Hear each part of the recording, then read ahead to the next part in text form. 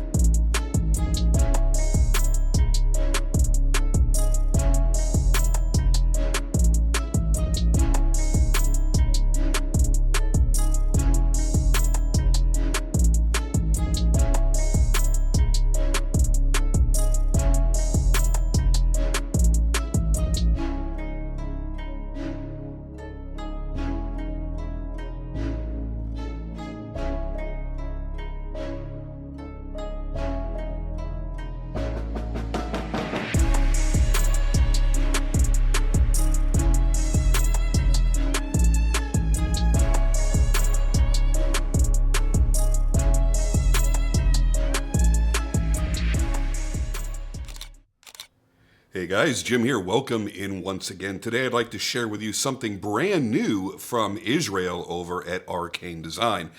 Now I've had an opportunity to review a couple of Israel's designs, and they're always wild, they're always crazy, they're always tinged with sci-fi, and while they may be polarizing for a lot of people, I think that the quality speaks for itself. The action, the build quality, the finishes, just fantastic. So if you like something that's a bit outside of the box, then these might be a really great way for you to go. Now, another thing that he has done extraordinarily well is his packaging. I've never seen somebody with such exceptional packaging, especially in this lower price point. When you're looking at a knife that's going to be under $400, you've got to expect that they're going to be making some cost-cutting measures somewhere. There's going to be some corner cut, and I really don't see that in the Arcane Design knives. So not only do you get a really great knife with a unique design, wonderful action, beautiful edges, and great manufacturing all the way around, but you get a really nice experience when you're first greeted by the packaging. So you get a handful of stickers. That's always fun. There is your other sticker and your certificate of authenticity, which a lot of people are going to find to be very important because these have become good trade fodder for collectors. They've become quite collectible knives. I've seen a lot of people turning around and selling them after the run is done and profiting a little bit. I mean, nothing crazy, but also being able to trade into other knives that they want to add to their collections. So it's nice to have the COA. And then inside the packaging, you can pause this. I'm only going to leave it up for a couple of seconds. You can read that very quickly. It's just very well thought out all the way around. And I'll be honest with you, it could just simply be this zippered case, and it would be impressive. But to have it inside of the drawer and then inside of the outer packaging with the see-through window, I think is a very classy and very cool way of presenting your product. Get that out of there. Now, what I'm going to be doing today is showing you two different variations of this new creature model. First right here is going to be the compound grind Tanto. So you've got an Americanized Tanto with a hollow grind meeting up to a flat grind at the tip, which in this finish is not the easiest to see, but there you go. So there's your hollow grind meeting up to the flat grind at the tip. And this black and natural look is really, really sharp. I think it works well with the overall theme. It also would work well if you were to remove these additional sections and maybe anodize them, I don't know, blue, for example, or purple would look really, really good up against this. In this particular finish, you're also going to get the horizontal satin flats. I don't know if they're truly hand rubbed or done by machine. That's why I'm not saying hand rub satin. It's interesting. All right, now let's open up the second one and see what that one is like. Okay, let's get that open. This version will be the all silver, the all natural titanium in the stone washed finish. And then you get the, looks like bead blasted, acid etched, and stone washed blade. And this is the, I believe he's calling it a drop point blade on this one. It's not really a drop point, honestly. But we'll go with that. That's fine. However they choose to categorize them is up to them. Now, we're going to get into the TLDW very quickly, and then over after that to the specs. And then after that, I'll give you my overall opinions and the actual review portion. We'll start that now. All right, TLDW, too long, didn't watch. For those of you that have shorter attention spans and just want everything condensed as quickly as possible, we're going to take a look at the pros and the cons on these. And the first pro for me is going to be the overall design. I like, in many cases, a very aggressively designed style of knife. Not always. Sometimes I want a classic. Sometimes you want that Sabenza. You know, sometimes you want that Starlit. You want those very clean, not too crazy, certainly not polarizing designs. And they're the ones that are probably going to appeal to you over your lifetime. You know, you could buy something and then 30 years later still appreciate it every bit as much as you did before. Sometimes, however, I really do like an aggressively designed knife. And that certainly is what Arcane Designs is all about. Nothing is standard when it comes to them. Everything is wild. It's different. They've got multiple pieces or large window cutouts in the frames or big milled sections cut out of them. And I like that. I really, really dig that. I think that getting into something that's this unique allows you to really enjoy that knife on a different level. It's not just a tool. It's not just an EDC item. It's not just a cutting tool. It's something that you can enjoy on a lot of different levels. And it's not just that they're crazily designed, but the quality is always fantastic too. If you go back to my other couple of videos on Arcanes, read the comments section. Read where people have received their knives and commented about how they felt about the build quality, about the carryability, about the performance overall of the knife, that they're not just all about, you know, form over function. They really do marry the two worlds very, very well. High form factor, of course, but very practical functionality on top of that. And that one of those can usually be lost in that balance, or, you know, it's heavily shifted to one side or the other with a lot of brands. Especially when it's a big brand where they're pumping out a ton of different knives. They're not really stating who the designer is. They're just like, hey, we're so-and-so brand, and here's 5 new knives this month.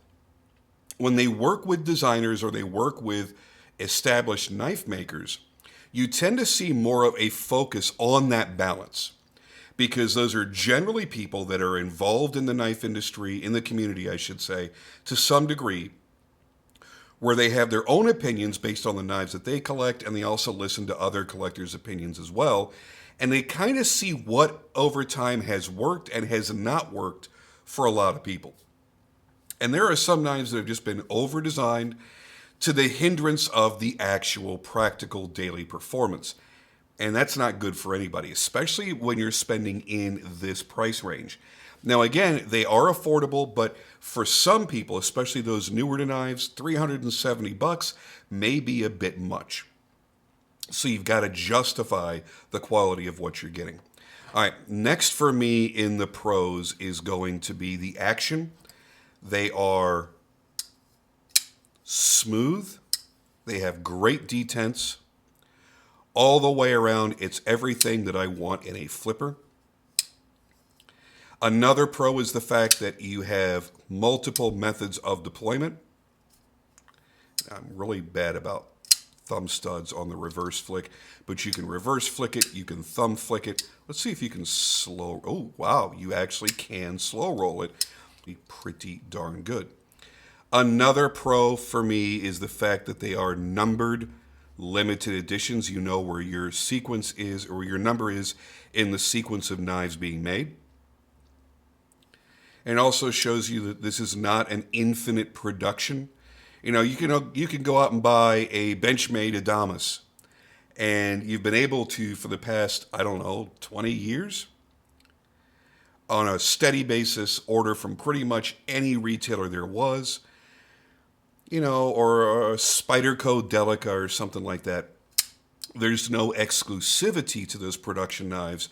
This is a production knife with some exclusivity. They're only making a certain number of them, and they're each individually going to be numbered right back there. So I do dig that. I think that's a wonderful option. Get my focus back.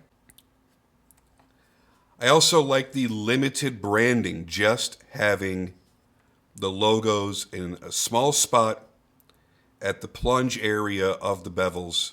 It's nice and clean, no giant billboards everywhere.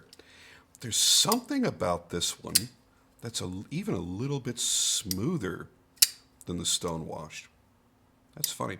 They're all running on cage bearings, of course. Another thing that I like that's baked into this design, this is not just a thumb depression for you to kind of grip into. However, it is a nice landing spot for your finger when you're following through after flipping the flipper tab. It's nice and smooth, no sharp edges, and no jimping down here. The jimping is only on the thumb ramp on the spine of the blade.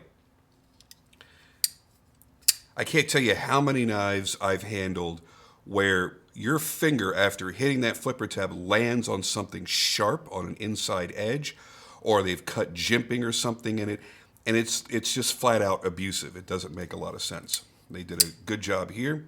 Feels good. Another pro for me is going to be the overall ergonomics. While I feel that the handle is a little bit small and definitely a little bit skinny for my hands, it is shaped very well with a very pronounced finger choil, making it easy to kind of feel locked into the grip. And it tapers nicely toward the rear, and you've got a good shape that follows the natural shape of your hand. That's very, very important to me with pretty much every knife that I own. It's got to have a certain degree of ergonomic consideration, because I am going to be cutting with my knives. I want to be able to lock into it. I don't want to feel a bunch of hot spots. And a design like this with all of these bevels and facets and designs, you would think would be just filled with hot spots, and it's not. And another final pro for me is going to be the very, very large sharpening choil. If you can't resharpen this knife reliably, then you need to stop sharpening knives yourself and send them to somebody who knows what the hell they're doing. You've got plenty of area here, plenty of room to use over the years and resharpen and resharpen and resharpen with no worries whatsoever about creating that smiley. Next up will be the cons, and this first con is not a con for me, as I have stated enough times in this video, but this could be a con for the masses, for the general buying public.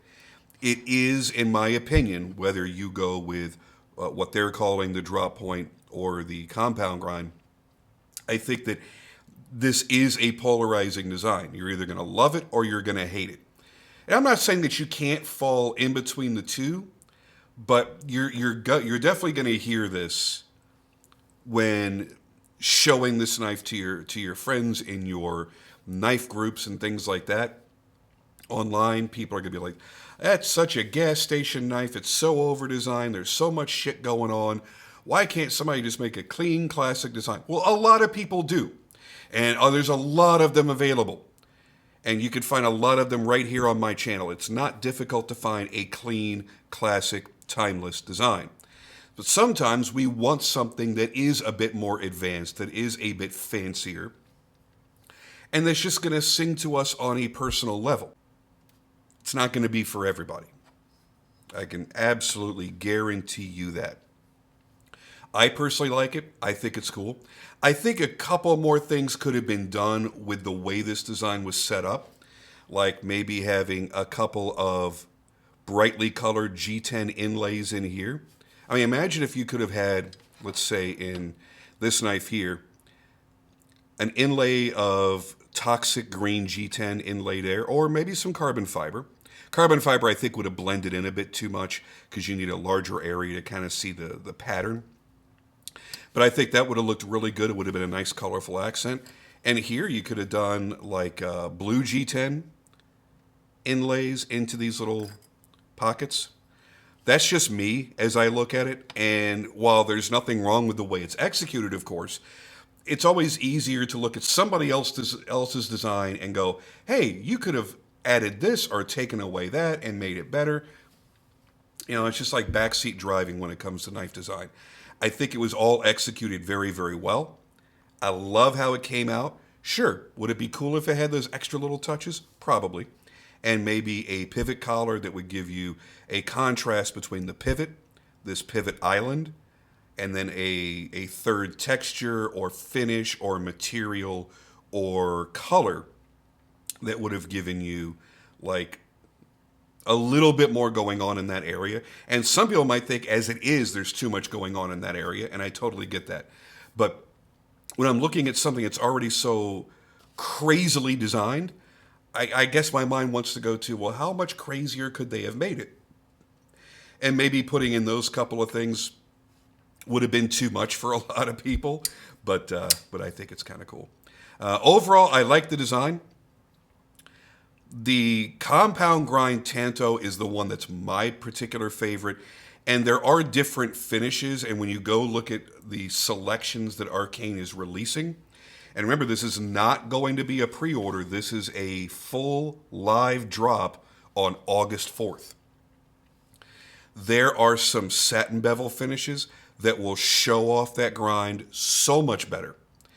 It'll look like, you know, when you look at like a Chavez 229 by Riat or a Varganives VBR, and you've got that really clean hollow and that nice crisp front grind of the flat grind of the tip. It has a wonderful intersection. Again, you can kind of see it here, just not very well in the black PVD. But it is there. And there is, it appears to be, a bit of a stonewash to the PVD that I had not noticed when I first picked it up.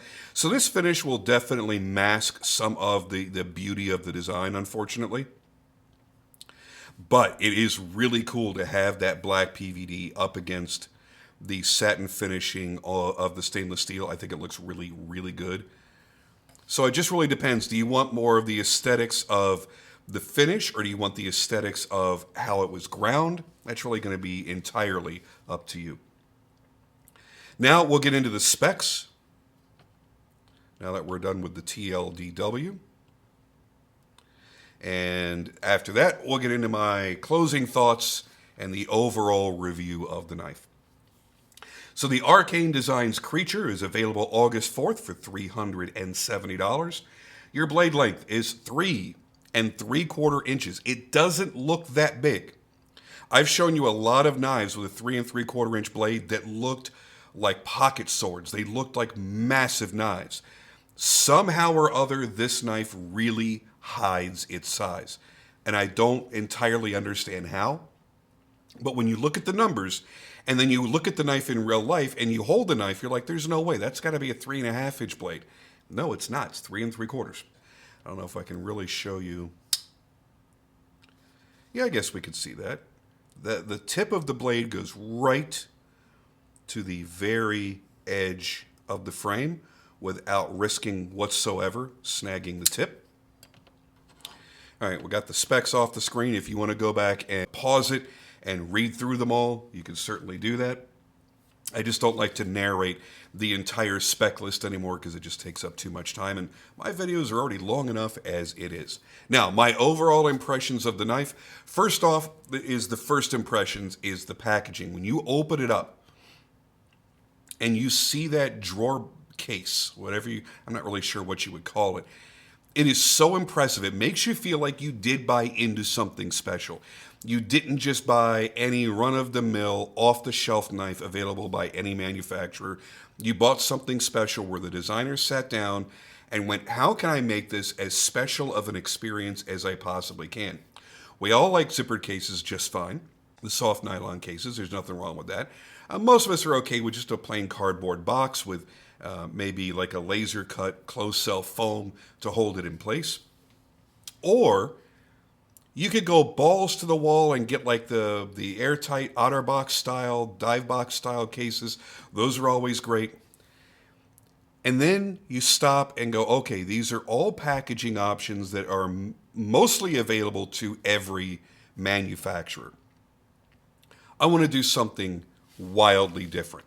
So let me do the zippered case, but not a nylon zippered case, not a pouch, but a nice semi-rigid case that has it's almost like a rubberized, leathery feel to it all the way around with the raised logo here. Is this also a patch? No, it's not. I thought you could peel it off and it was a PVC patch, but it looks and feels like a PVC patch. And then I'm going to take that, I'm going to put that in this box that is a display drawer. How friggin' cool is that?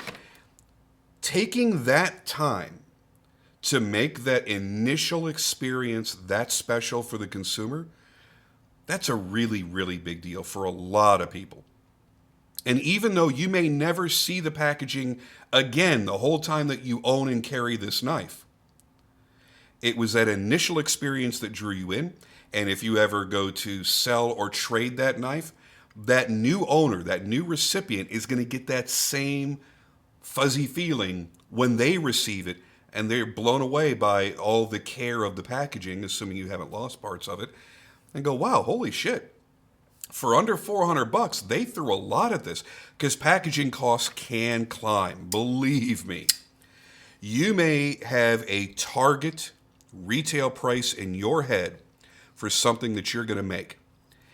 And once you get to the packaging, you may end up blowing that budget and going up into a higher price point than you want to. We don't always need fancy, crazy packaging. We certainly don't want to jack up the prices of the knives that we're buying just because of the box that it comes in. But when it's a complete package like this, and it's so thoughtful in the way that it's presented, it makes this purchase feel like more of a special purchase for everybody. Now, again, going back to the fact that these are pretty polarizing designs, as is the case with all of the Arcane designs, I don't see everybody watching this video getting super excited and jumping to their computer on August 4th and placing their order to get one. But I do see a lot of people doing it because there are a lot of us out there that just like something crazy cool. If this were $600, $700, $800 or $1,000, I might have reservations. But that's not to say that I haven't spent that much and more on custom knives that have an equally futuristic, crazy sci-fi look. I've owned a few GTC knives. And I mean, with that, with Gus, you're spending $2,500 and up. And it may not be that timeless design like the Sabenza or, insert your own model name here. But there is a certain degree of appreciation that you'll have for a knife that's so wickedly designed. We're all big children. That's really, honestly, what half of knife collecting is all about. We're impulsive, grown children that realistically we could be spending all this money on something far more responsible, or even other hobbies that we're into. cars, motorcycles, boats, whatever it is you're into, traveling. But there's something that draws us into collecting knives, and it's not just the fact that it's a sharp blade that cuts and holds an edge for a good long time because of a quality heat treat. It's also going to be based on, look, it's like being on a dating site. You want to say that you swiped on that girl because her bio made her seem intelligent, and it seems like you've got a lot of things in common. But let's face it, you looked at the face, you looked at the body, and went, oh yeah, I want a piece of that.